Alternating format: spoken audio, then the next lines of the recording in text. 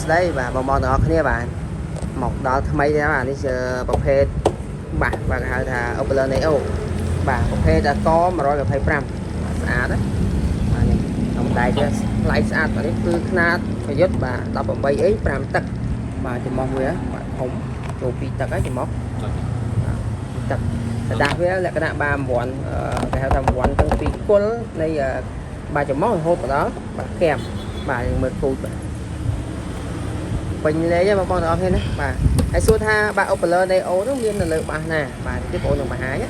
បាទយើងមើលរូបរាងខាងនេះឆ្អឹងបាទឆ្អឹងនេះគឺស៊េរីថ្មីបាទស្អាត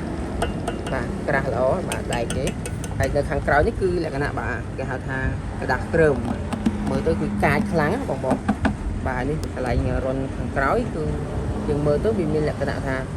ស្អាតរលោងហើយវាមានគេហៅថាដែកនៅក្នុងនេះបាទ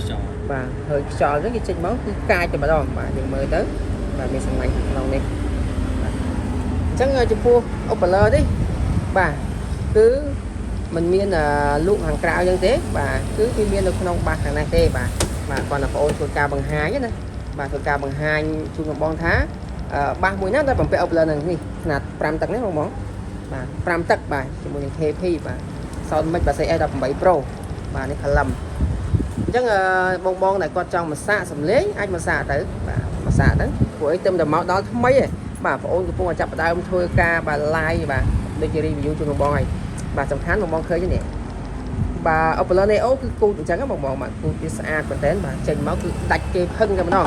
ក125យកមកទៅក125 5ទឹកបាទចំនួនវាចូលខ្ទង់បាទជា2 kgឯងកាមេរ៉ាបាទហើយកាមេរ៉ានេះគឺក្រាស់ណាបាទមិនភ័យនេះវាយមិនភ័យទេក្រាស់តែម្ដងបាទហើយប្រើខ្ចៅតាន់ទៀតចាប់បាទចាប់កហ្នឹងបាទខ្ចៅតាន់បាទស្អាតបងណាអញ្ចឹងពេញលេងហើយបាទសម្រាប់បងដែលគាត់ស្វែងរកបាសដែលមានគុណភាព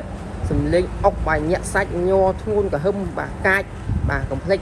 មកជាមួយនឹង KP បាទ Sound Mix បាទ CS18 Pro ដែលទៅតែមកដល់ក្តៅបាទប្រើ Opel Neo បាទកាច់សាហាវខ្លាំងមែនទេបាទអញ្ចឹងបងអូនសូមបង្ហាញតែប៉ុណ្្នឹងទេបាទចាំវគ្គក្រោយបងអូនធ្វើការតេស្តសំឡេងនេះបន្ថែមនេះ Connery Review សិនអរគុណសូមជម្រាបលា